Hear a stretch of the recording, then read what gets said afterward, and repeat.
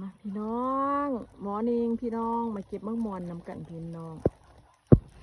มอนเบอร์รี่จ้า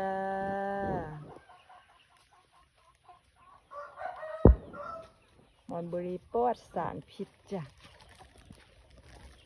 สวยงามมากเป็นแท้เป็นว่าพี่น้อง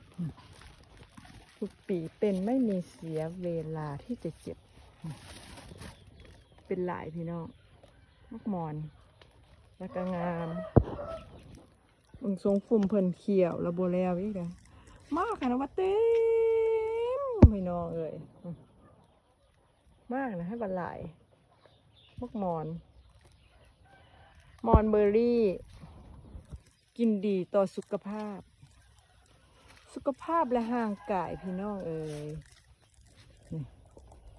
ข้าพเจ้ารอเก็บกินมักสุกจ้ะมักสุกกำนะจังเอาเนาะมากแดงนี่จะออกส้มเปรี้ยวนิดไม่เก็บเถื่อปล่อยให้สุกก่อนเนาะพี่น้องเนาะปล่อยให้สุกแล้วก็จังเก็บนะเป็นแท้เป็นว่าได้พี่น้องต้นหนึ่งนะเต็มอันเนี้ยเลยเก็บเลยจ้าได้ร้ายอย่าให้ห้า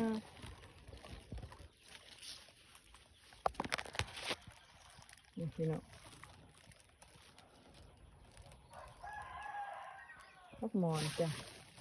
สุกเต็มต้นเลยพี่น้องตื่นเช้ามาก็รอเก็บกินเลยพี่น้องไปล้างน้ำกองแกงแล้วก็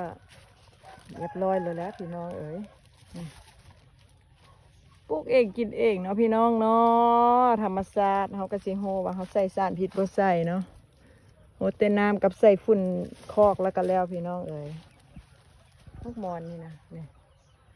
ฮอดยามเพื่อก็จะเป็นมากให้กินโลดบ่เคยผิดหวังจ้ะบ่เคยผิดหวังเต็มต้นรอเก็บอยู่นี่นะพี่น้อง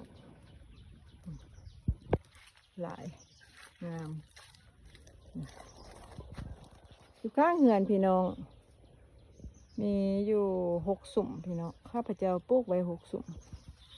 รอเก็บเนาะฮอดยามกระตัดแล้วมันก็เวลามันเป็นมากเป็นดอกมามันก็จะงามฮะนะพี่น้องนี่ยังแดงอยู่นะงามบ่พี่น้องไปติดตาสะอ่อนนะพี่น้องเป็นวีได้พี่น้องมอนเบอร์รี่นี่นะเบิ่งไหมเป็นวีอยู่